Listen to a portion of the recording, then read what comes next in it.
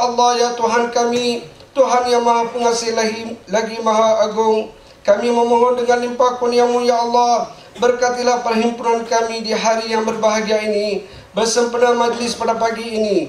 Allahumma ya manzilal barakah, ya Allah, ya Tuhan kami, berikanlah kesejahteraan kepada kami, kesejahteraan keluarga dan masyarakat kami, dan mesrakanlah di antara hati-hati kami dengan cahaya keimanan.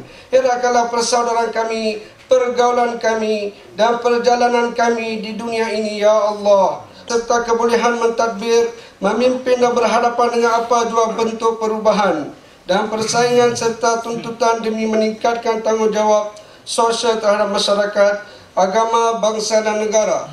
Justru itu, majlis dengan amat sukacitanya mempersilakan Puan Hajah Fatihah binti Ismail untuk melafazkan ikrar menerima jawatan sebagai Yang di-Pertua Majlis dan ahli majlis, dan seterusnya menandatangani ikrar tersebut di hadapan pihak berkuasa Majlis Perbandaran Pulau Pinang. Dengan segala hormatnya dipersilakan.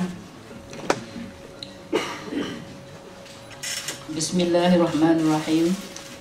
Saya Fatihah binti Ismail yang telah dilantik menjadi seorang ahli Majlis Perbandaran Pulau Pinang, mengaku bahawa saya sendiri menerima jawatan tersebut dan bahawa saya akan melaksanakan kewajipan jawatan itu dengan sewajar dan jujur mengikut sebaik-baik hemah dan kebolehan saya.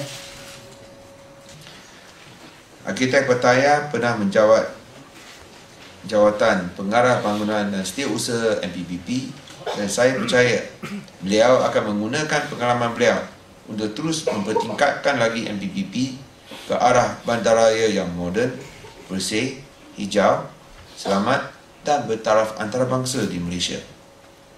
Perlu ditegaskan, Pulau Pinang ingin memberikan peluang kepada semua wanita yang berkebolehan untuk menunjukkan bakat mereka. Oleh itu, kerajaan negeri menolak pandangan QPEX yang tidak bersetuju untuk meletakkan wanita dalam jawatan penting. Kerajaan negeri tidak akan menafikan peluang kepada seseorang hanya kerana beliau adalah wanita. Bukan sahaja arkitek Pattaya diberikan peluang, malah kerajaan negeri Pakatan Rakyat telah melantik pegawai daerah wanita pertama di Pulau Pinang, iaitu Puan Hajar Rohani Hassan, dan juga Puan Wan Zalina sebagai pengurus besar Invest Penang, dan Cik Wee Giok Ling sebagai pengurus besar Penang Global Tourism. Saya juga ingin mengucapkan tahniah kepada Senior Engineer Ang Eng Tai, selepas berkhidmat selama 31 tahun telah dilantik sebagai setiausaha MPBP yang baru. Sebagai seorang jurutera bertauliah, beliau adalah jurutera pertama dilantik sebagai setiausaha MPBP.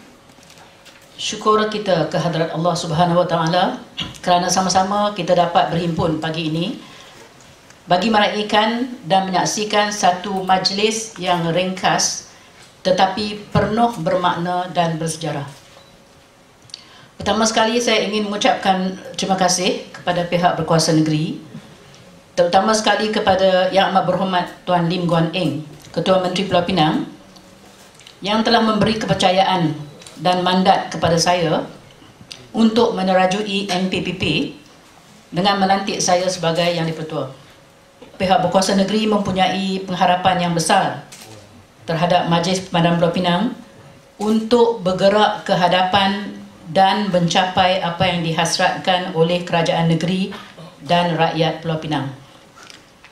Tetapi apa yang saya tahu, di hadapan saya terletak satu tanggungjawab yang amat besar.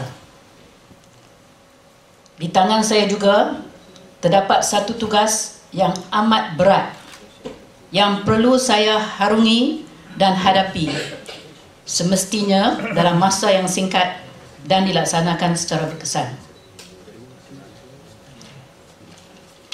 Semua ini tidak dapat saya laksanakan secara bersendirian, berseorangan.